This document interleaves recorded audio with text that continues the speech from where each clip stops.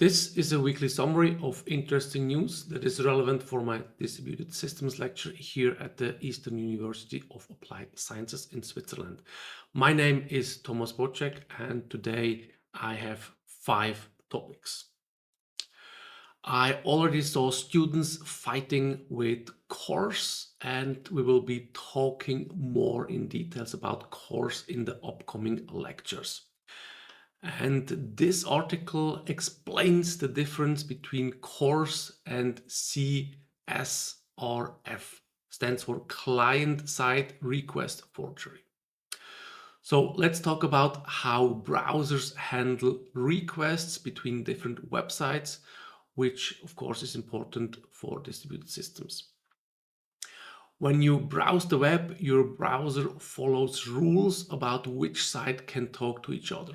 By default, a website can send requests to another website, but can't read the response unless allowed. CORS, this stands for Cross-Origin Resource Sharing, is how servers tell browsers which other websites can read their responses. Without permission, a script on, for example, bad.com can't read data from bank.com, even if it sends a request. The browser allows the request to go through, but blocks bad.com from seeing what bank.com sent back. For example, if you're on a website A and the site tries to fetch data from API website B, the browser will block website A from reading the response unless API website B specifically allows by sending special headers. And this also applies to domains or to hosts on different ports. CORS is implemented by browsers based on standardized HTTP headers. On the other hand, cross-site request forgery, CSRF, is about stopping unwanted actions. Without protection, bad.com could trick you into sending, for example, money from your bank by having a click on a button that secretly sends a request to your bank while you're logged in. Your browser would include your bank's cookies, and this is important, with this request, making it look legitimate. Any site can create a form that does a post with any data to any other site. CSRF protection works by adding a secret token to each request that only the real website knows. The bank checks for this token and rejects requests without it. Since bad.com can't know this token, it can't create valid requests. CSRF protection is implemented server-side. However, most browsers now support the same-site cookie setting. So if I go here to can I use and search for same site, then we see there is a same site policy and it's supported by the majority of browsers. And this helps prevent CSRF attacks by not sending cookies in cross-site post requests if this is set, and there's even a default value here, same cookie, same site, and it's set by default on most browsers, Chrome, Edge, not on Firefox. It can be enabled, but it's not yet on default. And as of now, roughly 75% of the browsers adopt this default behavior that cookies will only be sent to the same site by default. In any case, the one who's responsible for the server can set the same site option for the cookie sending, and 95% of the browsers support that. And even if you do not have same site settings enabled, you don't need CSRF protection if you just have JSON-based API and use JOT tokens that, for example, is stored in local storage. There it's not affected. So in simple terms, CORS control who can read responses from cross-site requests, while CSRF protection prevents unauthorized cross-site actions. And depending on your architecture, you may need CSRF protection or you may need to configure CORS. A good default is to use a reverse proxy for CORS and the same site setting. The next article reveals that Next.js performs poorly under high traffic loads. It's the following article here, and tests show that pre-rendered, here we have the numbers, that pre-rendered Next.js site running on a single virtual private server could only handle about 193 requests per second and 63% of the requests responding within 500 milliseconds. And this is surprisingly low for what should be static content. And when you consider that a typical website, the website of this author here, requires 60 and more requests for images, JavaScript, CSS, and other resources, this means that even 3 simultaneous visitors could push the server to its limits. And then the author moved to a dedicated server, and this improved performance dramatically.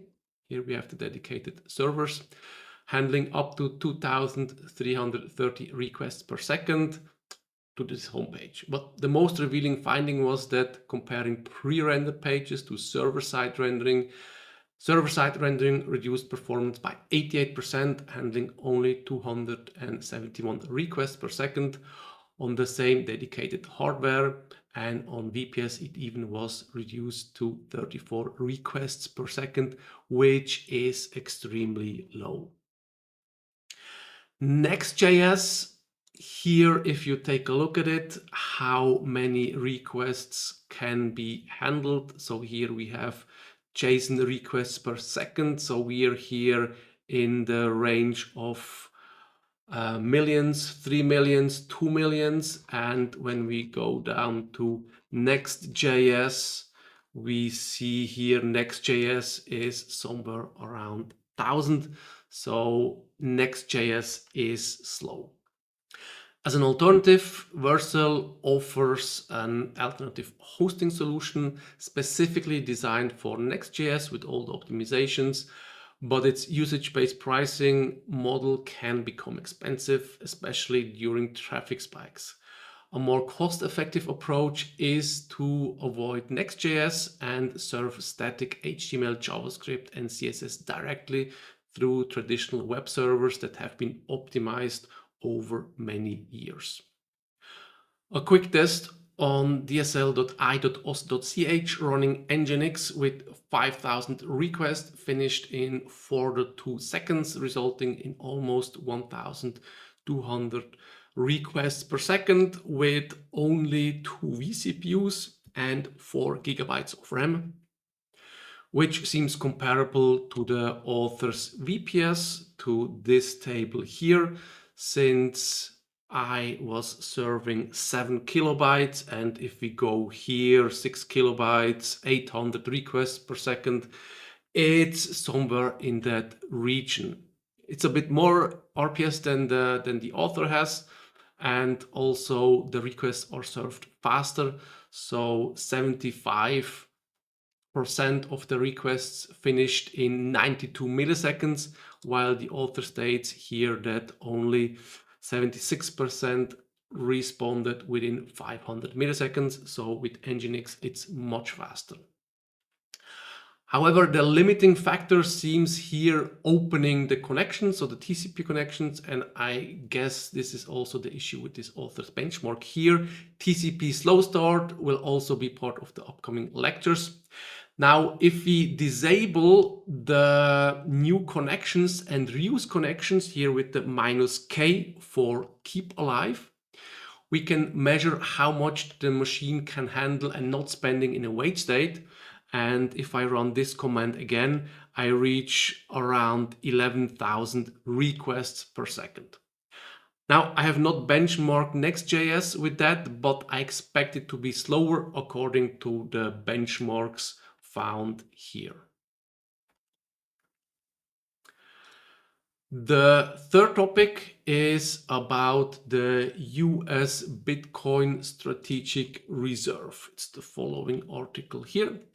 The US recently announced the creation of a strategic Bitcoin reserve, causing interesting market reactions in the blockchain space. On March 6th, an executive order was signed to create a national Bitcoin reserve. This reserve will initially hold Bitcoin acquired through legal enforcement and other legal proceedings.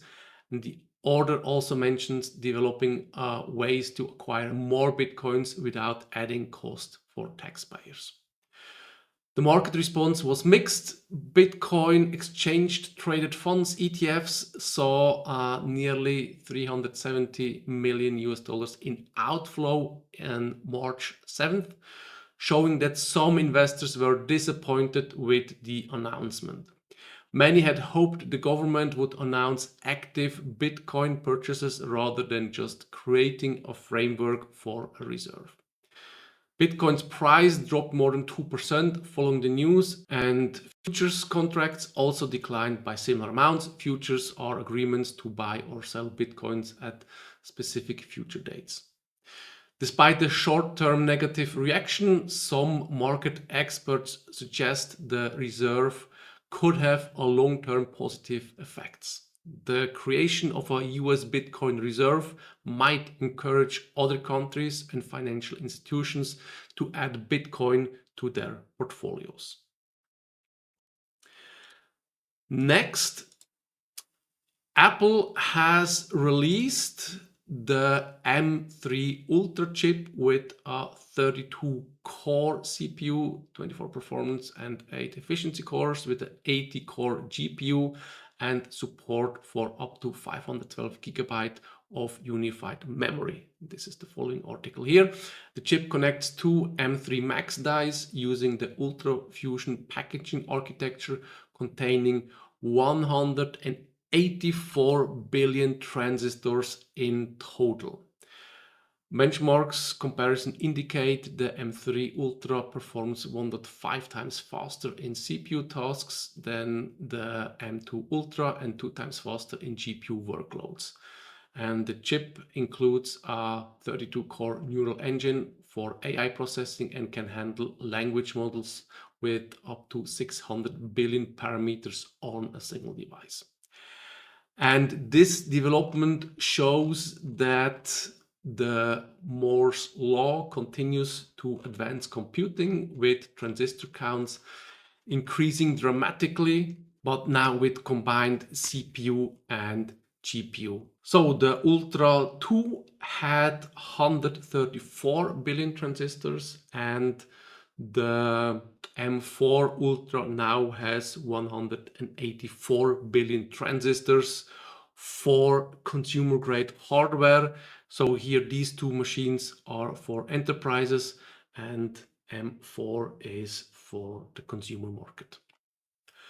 The last topic is about an interesting experiment with protocols.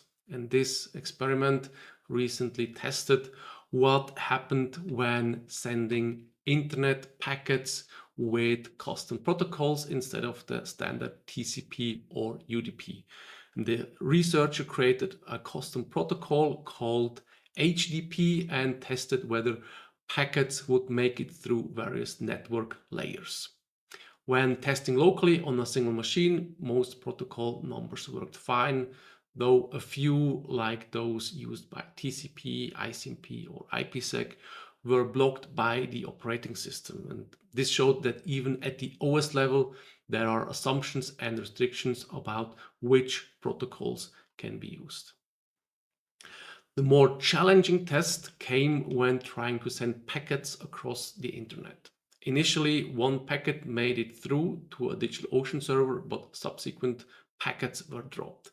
The researcher discovered that many cloud providers and not gateways simply don't support non-standard protocols. And testing with AWS showed better results for packets between two servers in the same data center, but sending custom protocol packets across the public internet remained problematic. Interestingly, using IPv6, which doesn't use NAT, allowed the custom protocol packets to travel successfully across the internet. And the conclusion was that while technically possible to create a custom protocol at the IP level, it's impractical for real-world use due to inconsistent support across different networks. And I've been working on TOMTP, my own experimental protocol. And unlike this HTTP experiment, TOMTP is based on UDP, making it more likely to work across existing internet infrastructure while still being in development. So this is one of my hobby projects. It's not meant for production use. I just like to play around with protocols, and whenever I have time, I keep on working on that.